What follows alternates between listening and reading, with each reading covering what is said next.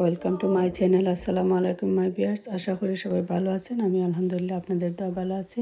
তো আজকে একটা ভিডিও শেয়ার করলাম। এটা হয়েছে পয়লা বৈশাখের জন্য সবাইকে শুভেচ্ছা, অভিনন্দন।